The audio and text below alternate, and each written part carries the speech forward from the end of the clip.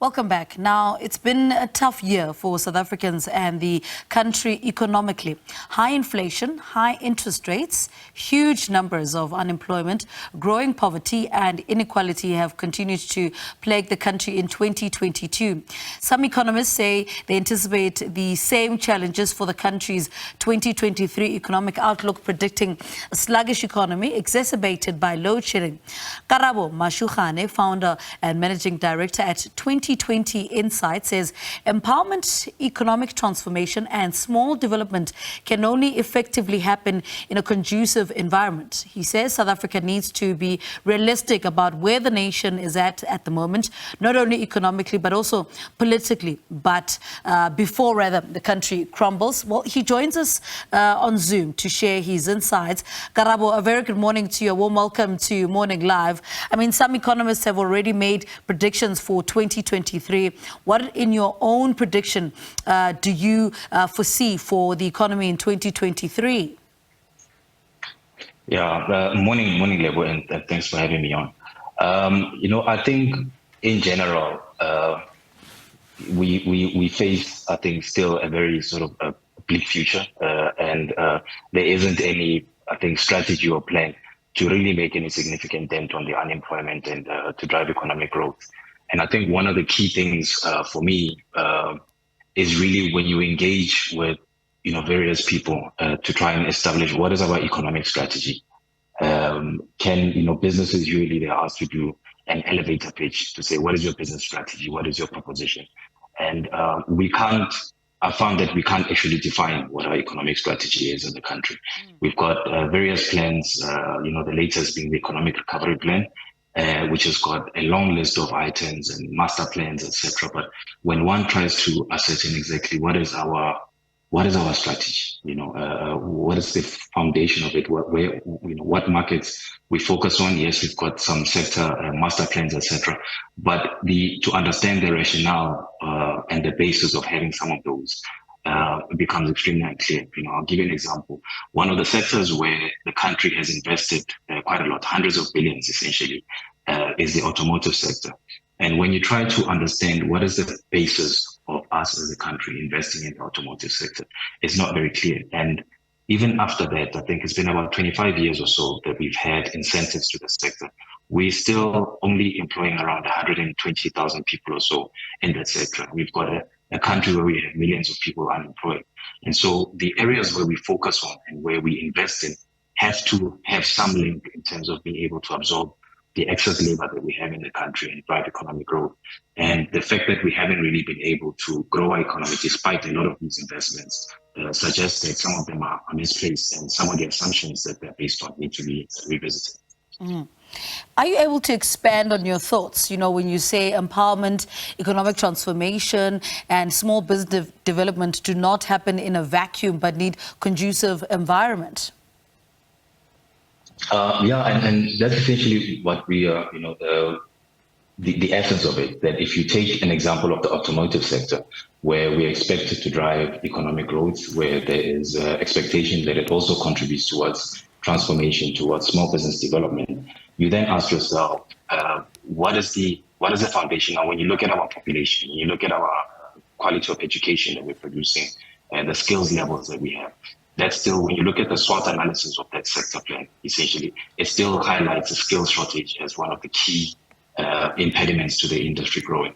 And we're competing with highly skilled countries, with the Eastern Bloc, we're competing with Germany, etc., in terms of producing components. And even after all this time, a big portion of the vehicles that we export come into the country as components that are fully manufactured. And so the value add as a country that we put to that is very low. So, we've got to say, as a country, in the context where we are, in the SABC, for example, and the struggles that some of our neighbors have, what can we do in terms of collaborations with our neighbors that can help us all, where we can benefit from each other? I'll give you one example. For example, Zimbabwe used to have extremely good quality education, and that was understood. When we came into the new South Africa, we struggled obviously with education. We're still struggling with providing quality education to our students. And it would have actually been a good idea for us to say, Zimbabwe, you've been able to solve this problem for a while. Let's work together. Let us send our children. Let help us in terms of providing schooling. Let's invest and support your economy to help us scale our people, so that as that economy, that can help to drive that economy, and we can then reciprocate in certain things. You look at, for example, our country is quite advanced in terms of medical and healthcare sector. And this came out quite clearly during the COVID pandemic, where South Africa discovered the Omicron variant. And in doing that, the whole world essentially tracked South Africa and our progress and took a cue in terms of how we were managing it and the results to be able to identify. And that led to a lot of the relaxations of the restrictions that were in place. And we've had a huge advantage in terms of healthcare in the sector, in terms of the investments and the skills that were there. And one would have expected that healthcare is one of the primary focus areas in terms of that will drive economic growth, because we've got a huge problem throughout Africa in the SABC in terms of healthcare.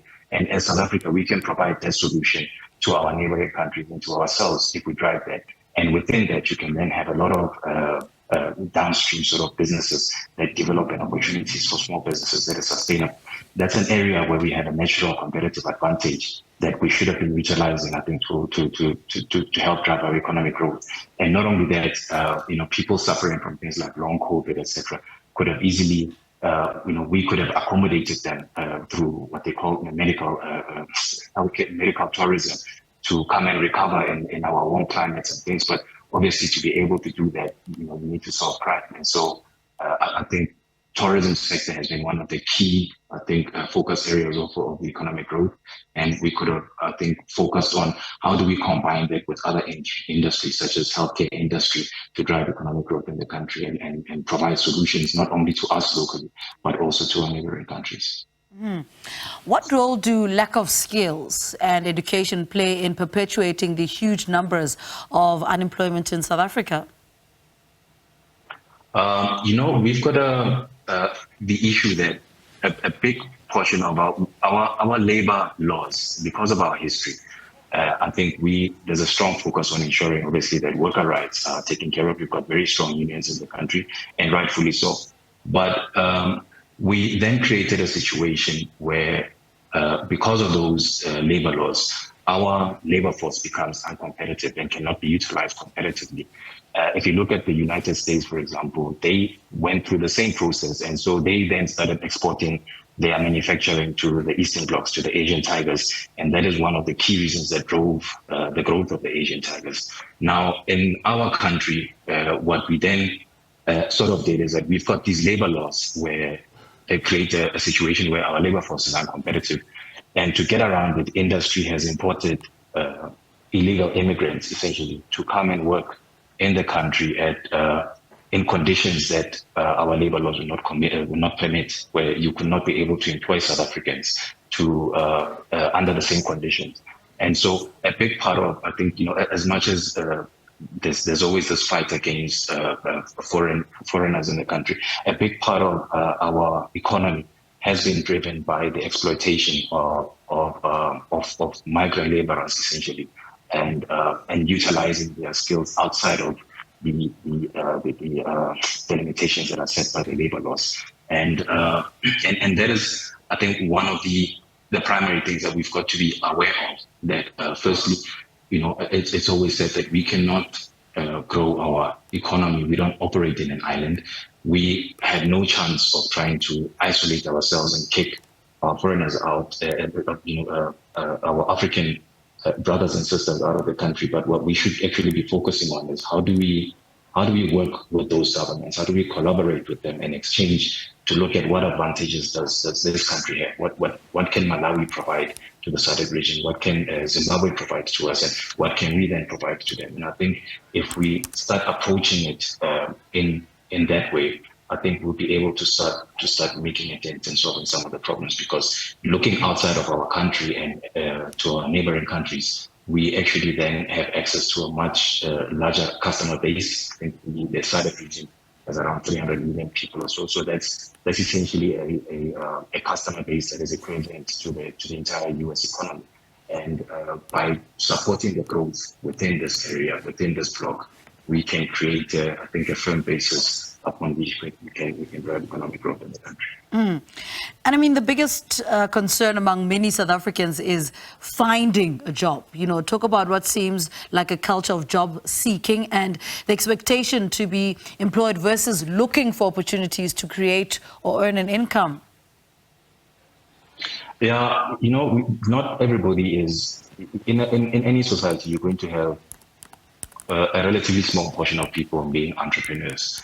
And I think the key thing is to identify those entrepreneurs that can really create new industries and drive, you know, big businesses that can create a lot of jobs to absorb the rest of the population, where people don't really want to carry the burden of starting businesses. They'd rather just get a job, but most of them end up having to try to start businesses without necessarily being entrepreneurial, and hence you end up with a very high failure rate of a lot of small businesses and startups. And coupled with that, obviously, the issue of the lack of skills, etc., that contributes to that. So, you know, when you, for example, when you take an example of Discovery, the way that it was founded, you know, with Adrian Gore, was supported by First Rand, where the executives at First Rand created essentially an advisory committee that would meet on a weekly basis to help Discovery with their strategy. They liked, I think, what Adrian Gore had presented in terms of how he wanted to reimagine healthcare insurance, and provided support to him, met with him weekly. They also provided him funding. I think it was around 10 million rand as seed funding. And they supported their business, identified his skill, his determination, and created now this huge business that employs thousands and thousands of people. And so we've got to really look at it from that perspective, that yes, you need a space for small businesses, and but in order for small businesses to also operate, you need these large entities that are going to drive huge, I think, economic, that are going to create economic opportunities where small businesses can come in and take advantage of those. But without creating those types of sectors, those types of high growth businesses, you then do not have an environment where small businesses can actually come in and flourish. But yeah, I think the expectation that each and every citizen, or most of our citizens, can all of a sudden become successful entrepreneurs, start businesses, and start driving economic growth is a bit unrealistic. We've run out of time, but thank you so much for talking to us this morning. He is the founder and managing director at 2020 Insight, giving us his insight on unemployment, work opportunities in context of South African political, social, and economic environment.